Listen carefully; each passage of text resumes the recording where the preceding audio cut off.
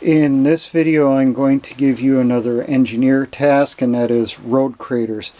Now this particular one I'm going to give you is using explosives, but you can do this using construction equipment or hand tools, but you need to realize it's going to take a lot longer.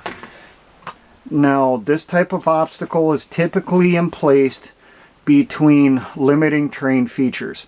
So two hills on the side of the road, or say you have a roadway that's going across water, like through swamps or across a lake or whatever. You want to blow a hole in there so that there's not going to be an easy bypass to the side. If the enemy has to back up a ways and take another alternate route to go around it, well, you should put in another obstacle on that alternate route to slow the enemy. There are three different types of road craters: hasty, deliberate, and relief phase. The only one I ever actually did was hasties. I did those quite a bit. I got pretty good at them. Deliberates we talked about, but we never trained to do them other than using training aids. We didn't use live explosives to practice doing it on the range. And relief phase is just so time intensive and labor intensive, we didn't talk about it or train doing it. Now I'll give you some of the rules of thumb on road craters, some of the tricks I was taught, some of the things I developed and taught to my troops over the years, and I'll give you some of the safety stuff. I'll tell you where to place your charges, but I will not tell you how to prime those charges. I will not tell you how to tie them in and how to initiate them. Now this type of obstacle, with a trained squad that knows what they're doing, can get it put in less than 5 minutes. I think the best time I heard was somewhere between 4 to 5 minutes. And that was between boreholes all the way through to finished crater. This obstacle is done in 2 blasts. One blast to create your boreholes, and another blast to create the crater itself. Now,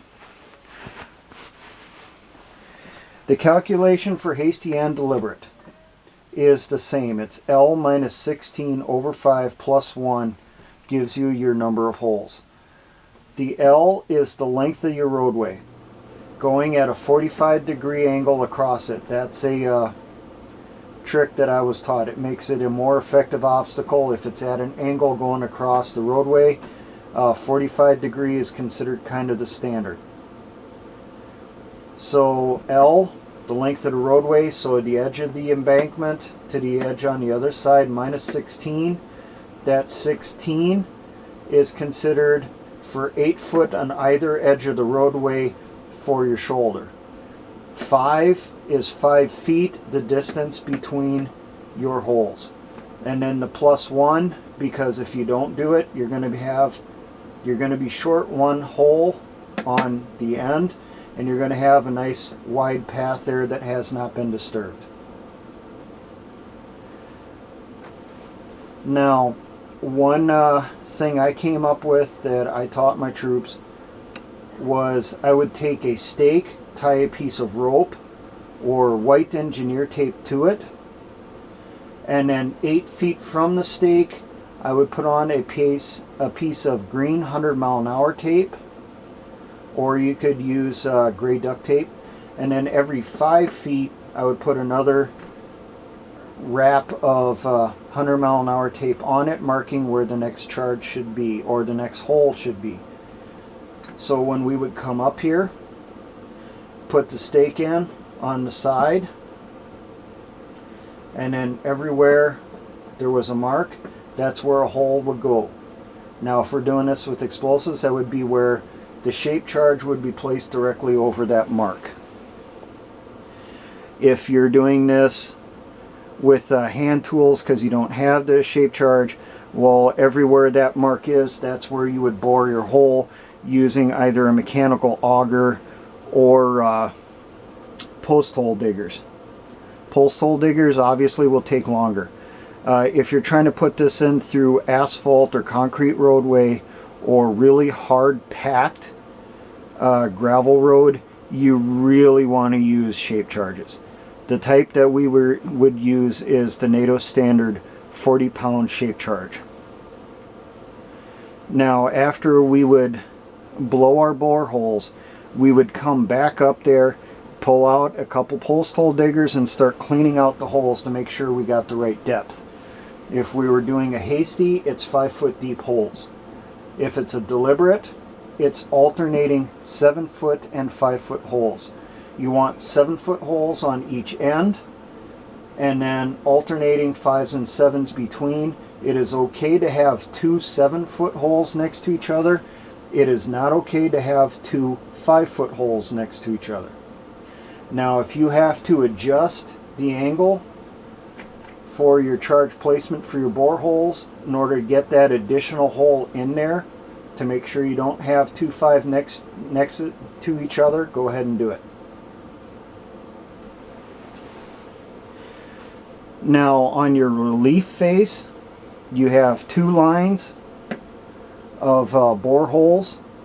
Now, I did come across one thing that I kind of question. When I looked at what's in the manuals nowadays, they say 4-foot holes on the shallow end and 5-foot on the deep end. And I swear, when I looked this stuff up years ago when I was a new soldier, it was supposed to be 4s and 7s. Not too much different than on a deliberate. But they're now saying it's supposed to be a 4 and a 5. And really, I don't see too much difference in the depth on that one when you think about it. Now, the calculation for figuring your number of holes for a relief face is L minus 10 over 7 plus 1 gives you your number of holes. So length of your roadway minus 10, so they're only covering subtracting 5 foot on the for your shoulders to try to extend your road crater out a bit, and then 7 is 7 feet between your bore holes. Now, a rule of thumb on road craters, for every foot of depth in the holes, you need 10 pounds of explosives for when you're going to create the road crater itself. So for 5-foot holes, you need 50 pounds. For 7-foot holes, there is one difference. Instead of putting in 70 pounds, they put in 80. And the reason for that is the standard NATO cratering charge is 40 pounds. So it's a lot easier to just pop 2 40-pound cratering charges into the hole than to pop in 1 40-pound cratering charge and then 30 pounds of bulk explosive. The type of an explosive in the hole really does not matter. Because the only reason that explosive in there is to create a bigger hole. So it really doesn't matter if it's plastic explosives, TNT, ammonium nitrate. As long as you get the correct poundage, that's what it matters. Now, after you've blown your bore holes, you've cleaned them out to the correct depth, you're going to put in your explosives, and then you're going to start filling in the earth over the top of those charges. Now, as you're putting that earth back in there, you're going to tamp it in. You're going to pack it down in there. If you do that, you get a cleaner, deeper, and wider road crater. If you don't do it, it does come out pretty sloppy looking, and there's a lot of refuse left inside the hole, and the hole is not as shallow or not as deep. It's going to be a lot more shallow by 2 to 3 feet on average is kind of what I've seen, and it's not going to be as wide. The deepest I've seen on a hasty where we tamped it, I think we were looking at about 10 to almost 15 foot deep, where we tamped the earth over the top. The earth we blew it in was fairly soft, so we blew out a lot. I know there's a picture floating around somewhere of me and the team that did it. You know, a senior NCO in our battalion that was there, he wanted to memorialize it And he had me and the team climb down there in the bottom. We're standing down in the bottom of the hole looking straight up to the edge of the hole, and he's bent over the side at almost a 90-degree angle trying to take a picture of us way down in the bottom. So it was a pretty deep hole. It took us, it was pretty interesting trying to climb out that soft side trying to get out of there. They almost had to throw a rope down for us to get out.